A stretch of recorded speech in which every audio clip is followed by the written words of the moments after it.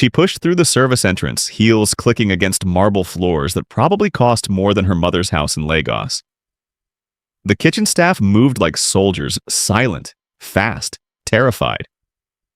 She noticed their eyes, not focused, afraid. New girl. A sharp voice cut across the steam. A woman in black handed her a tray. You serve the head table. You do not speak. You do not make eye contact. You do not exist. Understand? Amara almost laughed. Almost. She'd survived Lagos traffic, a cheating landlord, and a scholarship board that told her she was too bold for academia. A dinner party wasn't going to break her. She walked through those double doors like she owned them. And that's when she saw him.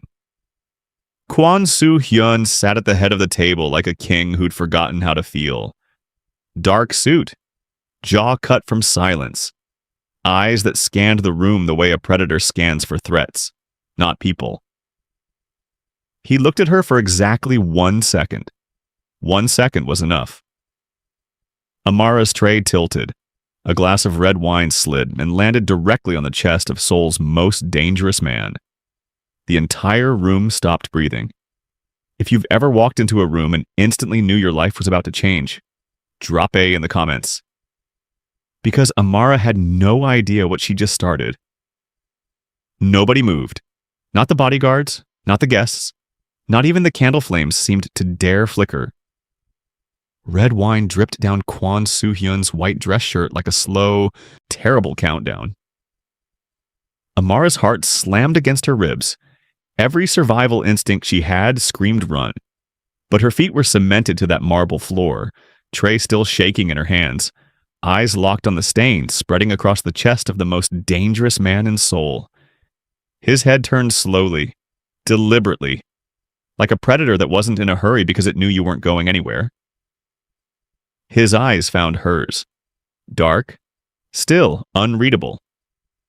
The head bodyguard was already moving, hand reaching for Amara's arm.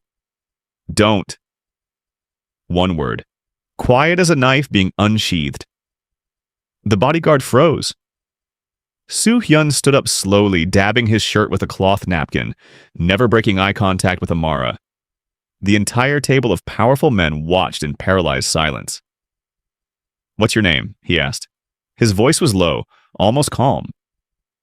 Amara lifted her chin. Don't you dare shake. Amara, sir. Something moved behind his eyes. Fast. Gone before she could name it.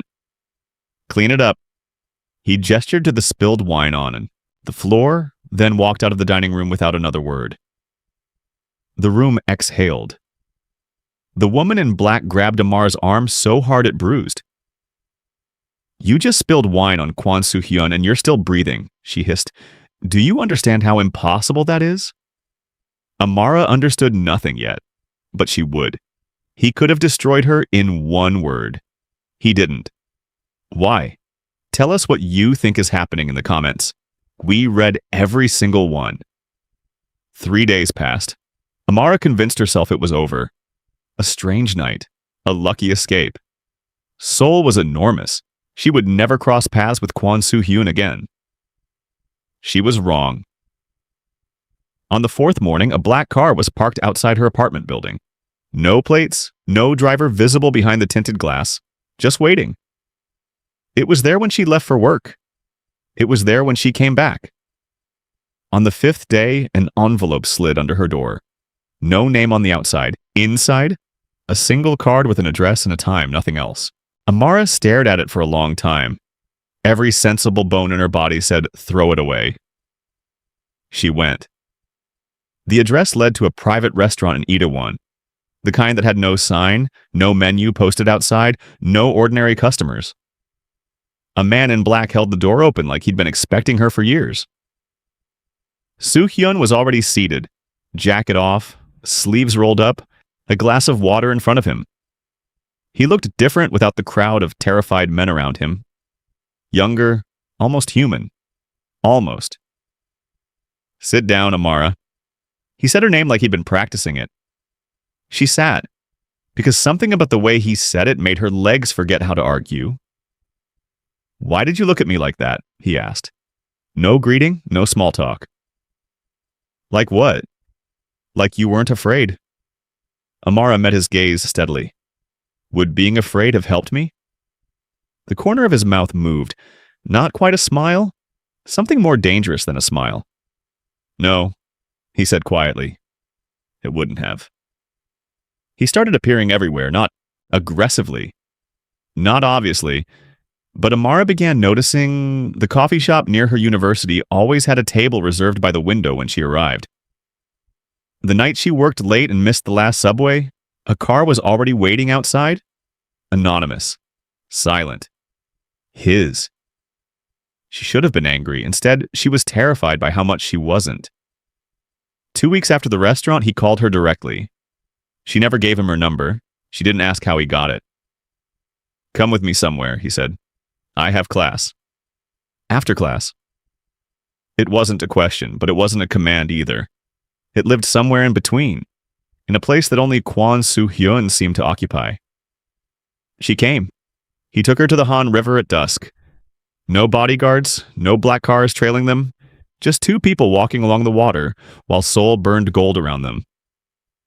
He was quiet for a long time, and Amara had learned by now that his silences weren't empty. They were full of things he didn't know how to release. Do you ever get tired of being feared? She asked. He stopped walking.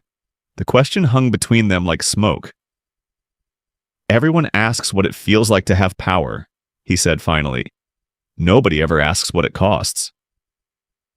Amara looked at him, really looked, and saw something she wasn't prepared for.